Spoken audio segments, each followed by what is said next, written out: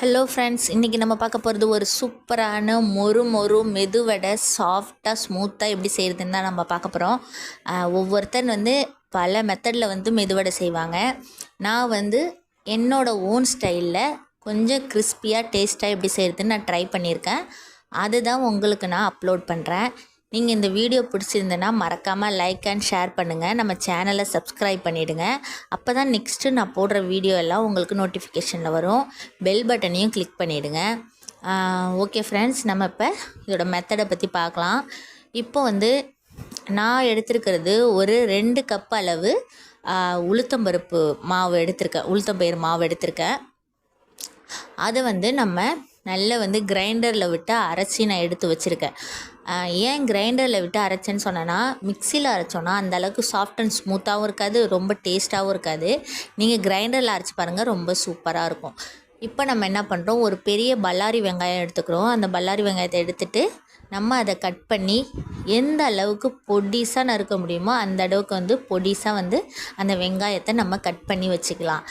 ஏன் நான் ஒரு வெங்காயம் எடுத்திருக்கேன்னா, நான் மாவோட கண்டென்ட் கம்மியாக தான் எடுத்திருக்கேன். அதனால் நான் ஒரு வெங்காயம் எடுத்துருக்கேன். காமிக்கிறேன் பாருங்கள். இது உளுத்த மாவு. நம்ம கிரைண்டரில் விட்டு அரைச்சி நான் ஆல்ரெடி எடுத்து வச்சுட்டேன். தண்ணி ரொம்ப ஊற்றாமல் லைட்டாக தெளித்து அரைங்க. அப்போ தான் ரொம்ப சாஃப்ட் அண்ட் பஃபியாக இருக்கும். அதை மாதிரி தான் நான் அரைச்சி எடுத்திருக்கேன். இப்போ இது கூட நம்ம நறுக்குன வெங்காயத்தை இது கூட சேர்த்துக்கலாம்.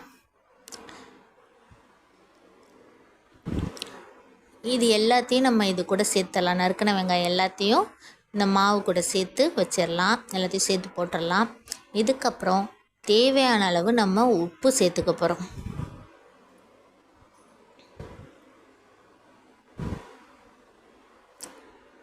தேவையான அளவு உப்பு சேர்த்துட்டு அதுக்கப்புறம் ஒரு 12-13 மிளகு எடுத்து இது கூட நம்ம சேர்த்துக்க போகிறோம். இது குழந்தைங்களுக்கு நீங்கள் கொடுக்குற மாதிரி இருந்தால் மிளகு போட்டதை கொடுங்க, ஆனால் அதை ரிமூவ் பண்ணிவிட்டு கொடுங்க. மிளகு போட்டிருந்தா அந்த டேஸ்ட் ஃப்ளேவரும் ரொம்ப நல்லாயிருக்கும். நான் மிளகு இதில் போட்டிருக்கேன், ஒரு 15 மிளகு போட்டிருக்கேன். அது இல்லாமல் இது கூட கோரியண்டர் லீஃப், அதை கொத்தமல்லி தழை இருக்கு இல்லையா, அதை நம்ம என்ன பண்ணுறோன்னா பொடிசாக அதை கட் பண்ணி இது கூட சேர்த்துக்கிறோம். இது ஏன் நம்ம சேர்க்குறோன்னா, மெதுவடைகள் இதை மாதிரி கருவேப்பிலை கொத்தமல்லி இதெல்லாம் சேர்த்து செய்கிறப்ப ரொம்பவே டேஸ்ட்டாக இருக்கும், ஃப்ளேவராக இருக்கும், நம்ம ஹெல்த்துக்கும் ரொம்ப நல்லது. அதனால் நான் அதை சேர்த்துருக்கேன். இப்போது நம்ம இந்த கலவை எல்லாமும் எடுத்துப்போம். இது கூட இப்போ நான் கொத்தமல்லி தழை மட்டும் சின்ன சின்னதாக கட் பண்ணி இதில் போட போகிறேன். இதை போட்டுட்டு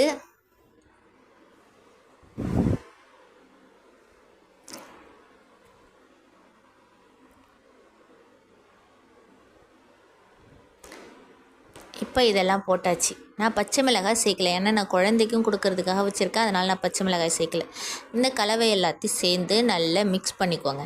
இந்த ஆனியனோட இந்த மாவு நல்லா சேர்கிற மாதிரி எல்லா இடமும் சேர்த்து கலந்து மிக்ஸ் பண்ணிக்கோங்க. இது ரொம்பவே டேஸ்ட்டாக இருக்கும். நீங்கள் இப்படி செய்கிறப்ப நல்லா மிக்ஸ் பண்ணி வச்சுக்கோங்க. இப்போ பதமாக இது மிக்ஸ் பண்ணியாச்சு. இந்த அளவுக்கு இந்த பதம் இருக்கணும். ரொம்ப தொரன்னு அரைச்சிடக்கூடாது மாவை. அதே மாதிரி ரொம்ப கெட்டியாக அரைச்சிட்டா ரொம்ப கல் மாதிரி ஆகிடும். இந்த மாதிரி ஒரு பாருங்கள் கன்சிஸ்டன்சியில் வச்சுக்கோங்க. இப்போ நம்ம கடாய் அடுப்பில் வச்சிடலாம். கடாய் அடுப்பில் வச்சுட்டு தேவையான அளவு ஆயில் சேர்த்துக்குவாங்க. ஆயில் ரொம்ப கம்மியாக சேர்த்திங்கன்னா வடை போய் ஒட்டும், சரியாக ப்ராப்பராக வராது. அதனால் ஆயில் கொஞ்சம் கூடவே சேர்த்துக்குவாங்க. பட் இப்போ நம்ம செய்கிற மெத்தடில் ஆயில் இழுக்கவே இழுக்காது. நீங்கள் எவ்வளோ எண்ணெய் ஊற்றிருக்கீங்களோ அது அப்படியே தான் வானலில் இருக்கும். நம்ம ஜஸ்ட்டு போட்டு எடுக்கிற மாதிரி அப்பளம் பொரிக்கிற மாதிரி தான் தெரியும். ஏன்னா இந்த மெத்தட் ஆயில் இழுக்கவே இழுக்காது.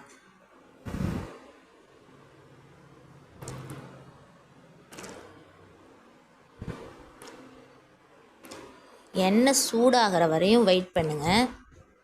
எண்ணெய் சூடாகின பிறகு லைட்டாக செக் பண்ணி பாருங்கள். சின்ன பீஸ் ஒன்று போட்டு அது எப்படி பொரிஞ்சு மேலே மிதந்து வரும். அந்த ஸ்டேஜ் கரெக்டான ஸ்டேஜ் வடையை நம்ம உள்ளே போடுறதுக்கு.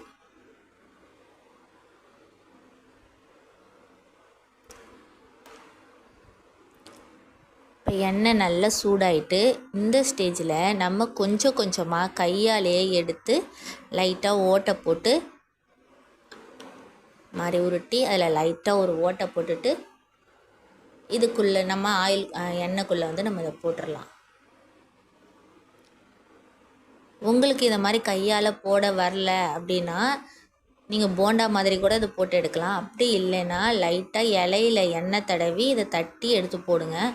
அப்படியும் இல்லைன்னா நம்ம ஆயிலெலாம் யூஸ் பண்ணுற கவர் இருக்கு இல்லையா, அதில் வந்து லைட்டாக ஆயில் அப்ளை பண்ணி அதை எடுத்து இதில் வந்து நம்ம எண்ணெயில் போட்டு பொரிக்கலாம். இது ரொம்பவே டேஸ்ட்டாக இருந்தது ஃப்ரெண்ட்ஸ். கண்டிப்பாக நீங்கள் இதை ட்ரை பண்ணி பாருங்கள். ட்ரை பண்ணி பார்த்துட்டு கமெண்ட் செக்ஷனில் வந்து கமெண்ட் பண்ணுங்கள் இது எப்படி இருந்ததுன்னு.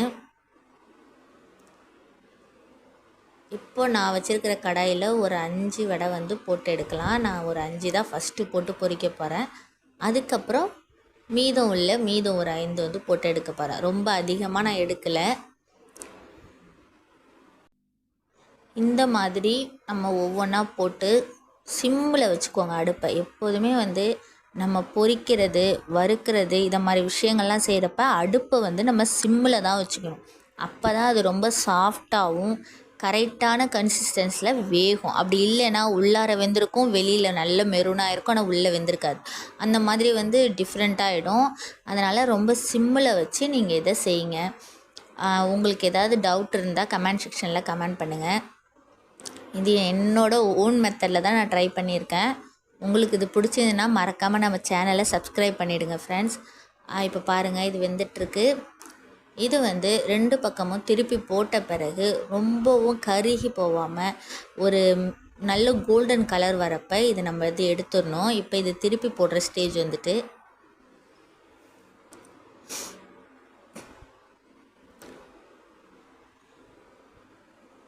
இந்த ஒரு வடை கூட இதில் ஒட்டவே இல்லை பாருங்கள்.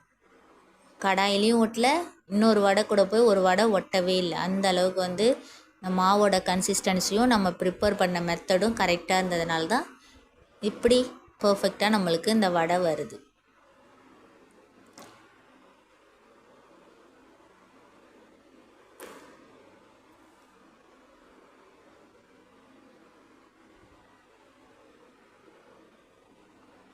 இந்த மாதிரி எல்லா வடைகளையும் நீங்கள் திருப்பி போட்டுக்கோங்க.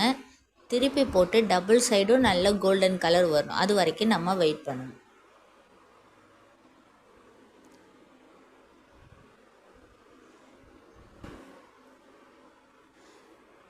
சில பேர் வடை ட்ரை பண்ணுவாங்க வீட்டில். எப்படி செய்து பார்த்தாலும் வந்து ஒரு சாஃப்டாகவும் இருக்காது, டேஸ்ட்டும் இல்லாமல் இருக்கும், கல் மாதிரி இருக்கும். வடை வந்து ரொம்ப இறுக்கமாக செஞ்சுருப்பாங்க. அந்த மாதிரி உள்ளவங்க நீங்கள் கண்டிப்பாக இதை பார்த்து ட்ரை பண்ணுங்கள். உங்களுக்கு இது யூஸ்ஃபுல்லாக இருக்கும்னு நான் நம்புகிறேன்.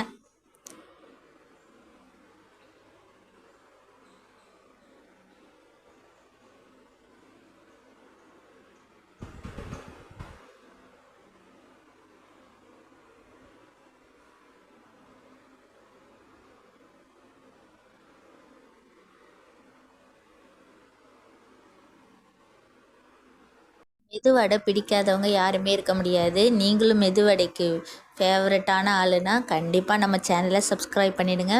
இன்றைக்கி நான் பண்ண இந்த மெதுவடை உங்களுக்கு பிடிச்சிருந்ததுன்னா லைக் அண்ட் ஷேர் பண்ணுங்கள் ஃப்ரெண்ட்ஸ். மறக்காமல் நம்ம சேனலை சப்ஸ்கிரைப் பண்ணுங்கள். அப்போ தான் அடுத்தடுத்து நான் போடுற வீடியோ வந்து உங்களுக்கு நோட்டிஃபிகேஷனில் வரும். உங்களுக்கு வேறு ஏதேனும் இதில் சந்தேகம் இருந்தால் எனக்கு வந்து கமெண்ட் செக்ஷனில் வந்து கமெண்ட் பண்ணுங்கள். நான் இப்போ உங்களுக்கு அதை பிட்டு காமிக்கிற பாருங்கள். நம்ம செஞ்ச வடையை எவ்வளோ சாஃப்டாக மொறுன்னு கிறிஸ்பியாக டேஸ்ட்டாக இருக்கும். நான் உங்களுக்கு பிட்டு காமிச்ச உடனே நான் ஒன்று சாப்பிட்டுட்டேன். ஆக்சுவலாக 2-3 சாப்பிட்டுட்டேன். அந்தளவுக்கு ரொம்ப டேஸ்ட்டாக இருந்துச்சு. இதே மாதிரி நீங்கள் ட்ரை பண்ணி பாருங்கள் ஃப்ரெண்ட்ஸ். உங்களுக்கு பிடிக்கும் நான் நம்புகிறேன். இப்போ இது 2வது வாட்டி இதை நம்ம எல்லாத்தையும் பிரட்டி போட்டு இதை எடுத்து வச்சிட்டோன்னா சாஃப்டான சூப்பரான டேஸ்டான மெதுவடை ரெடி. இதே மாதிரி மெத்தட் நீங்கள் செஞ்சுருந்தீங்கன்னா எனக்கு கமெண்ட் செக்ஷனில் கமெண்ட் பண்ணுங்கள். சப்போர்ட் பண்ணுங்கள் ஃப்ரெண்ட்ஸ். ஓகே, நெக்ஸ்ட் வீடியோவில் பார்க்கலாம். நம்ம சேனலை சப்ஸ்கிரைப் பண்ணிவிடுங்க. Bye friends. தேங்க்யூ.